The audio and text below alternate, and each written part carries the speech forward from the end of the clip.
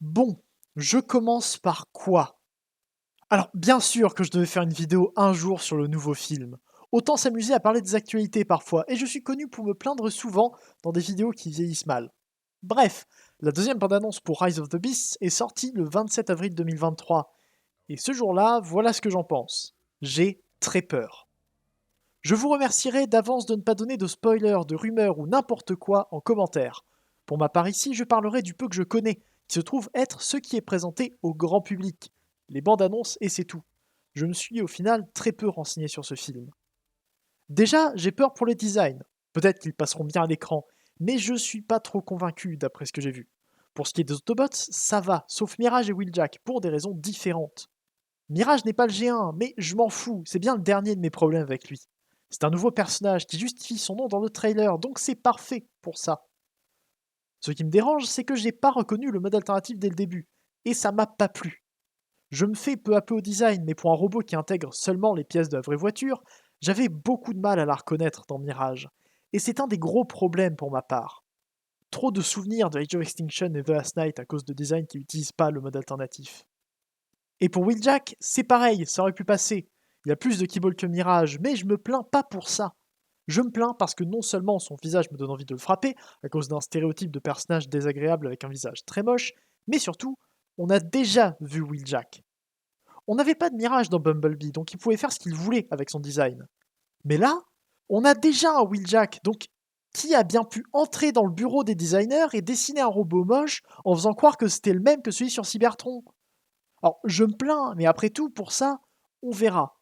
Peut-être qu'il y aura une explication, je sais pas. J'espère, et j'espère que ce sera pas juste pour une blague. Je vais pas m'éterniser là-dessus, on verra plus tard. Je continue très rapidement avec les designs. Mais les Terrorcons sont surtout gris.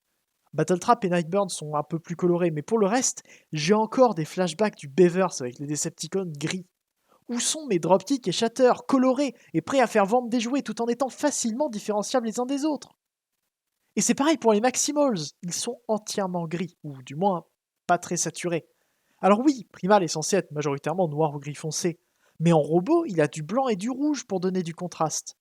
Alors je me plains beaucoup pour des détails, et ce sont seulement des nouveaux designs et nouvelles versions des personnages, mais c'est juste que dans la scène de combat qu'on voit dans la bande-annonce, tout semble très gris et pas très reconnaissable. Et ça me fait très peur de voir seulement une bouillie de pièces un peu informes qui se baladent et qui se tapent dessus.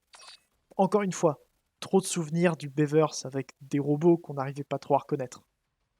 Mais c'est tout ce que je dirais sur le design.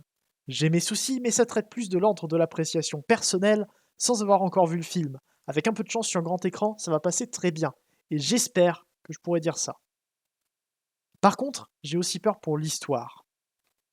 Déjà, avec 3 ou 4 factions, j'étais pas trop emballé. C'est le deuxième film de l'univers après Bumblebee, et ils nous sortent déjà les Maximals et les Autobots en même temps. Et attendez-nous, on n'a même pas encore vu Megatron. En fait, je trouve qu'ils ont travaillé sur ce film comme s'ils avaient fait un Transformers 6, et excusez-moi de l'insulte.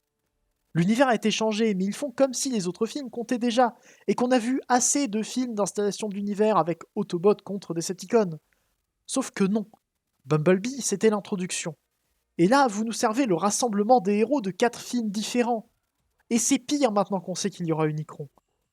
Alors, me faites pas dire ce que j'ai pas dit, Unicron au cinéma, ça peut être très impressionnant. Mais est-ce que vous auriez vu Thanos apparaître dès Iron Man 1 ou 2? Bah là, c'est pareil. On a notre premier grand film qui raconte cet univers précis, et on nous jette la menace universelle. Unicron, c'est la fin de la série, la bataille finale d'un univers. C'est l'affrontement qui permet aux héros de se dépasser et de se sacrifier dans des proportions qui surpassent tout ce qu'on a établi avant. Mais là, ça a deux raisons de rater. Déjà, ça n'a rien d'autre à dépasser. Ne mettre qu'Optimus et quelques Autobots contre une poignée de Decepticons guidés par exemple par un bon Starscream, ça aurait été déjà plus grand que Bumblebee contre Shatter et Dropkick. Mais là, on nous sort l'artillerie lourde, alors qu'on n'a jamais eu de film intermédiaire. Pas de montée en puissance des ennemis avec une montée graduelle des enjeux et des combats qui deviennent de plus en plus grands à chaque film. On passe tout de suite de 0 à 10. Et pour l'autre problème, c'est pour les suites.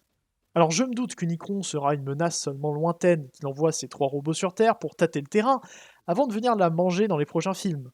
Mais quand ça sera fini, il nous restera quoi? Non, parce que des Decepticons puissants, on en a. Des Overlords, des Six-Shots, même des Mégatrons quand ils sont bien utilisés. Mais rien n'est jamais au niveau du Nikron. Si on nous sort maintenant, on n'aura que des combats ridicules en comparaison après. C'est même dit dans la bande-annonce qu'il est plus grand qu'une planète. Tu veux faire quoi de plus grand que ça après? Il n'y a pas de truc plus grand qu'Unicron dans Transformers.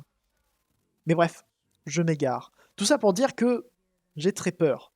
Niveau attente, j'en ai une seule, passer un bon moment dans le cinéma. Si le film n'y arrive pas, je serai déçu. Mais s'il y arrive et que j'ai pas à me dire que c'est trop, alors je pourrais dire qu'il a pas trop mal fonctionné. Je le critiquerai sûrement et je ferai sans doute une vidéo dessus pour vous dire ce que j'en pense. En attendant, je ne m'attends pas à plus qu'une simple séance agréable, quitte à avoir des remarques après, et tout ce qui pourrait être mieux que ça m'apportera de bonnes surprises. Ils n'ont pas pris les meilleures décisions pour commencer cet univers et ça nous fait tous peur, mais de mon côté, j'irai quand même le voir. J'en ai un petit peu envie. Et j'espère vraiment que cette vidéo aura très mal vieilli d'ici un mois et que je pourrai me contredire sur absolument tous les points que j'ai cités. Merci quand même à vous d'être venu m'écouter me plaindre. J'espère que vous êtes plus optimiste que moi sur le sujet. Toujours plus agréable quand on est optimiste. Encore une fois, évitez de donner des informations qui ne sont pas dans la bande-annonce en commentaire, s'il vous plaît. Faites un tour sur l'Arche pour toutes les nouveautés fiables concernant le film. Et passez sur mon Tipeee si vous voulez me soutenir. Abonnez-vous également si vous voulez pas louper mon retour sur le film quand il sera sorti, par exemple. On se retrouve bientôt pour une prochaine vidéo. C'était Ida, Fun for Jour, Fun for Jour et salut.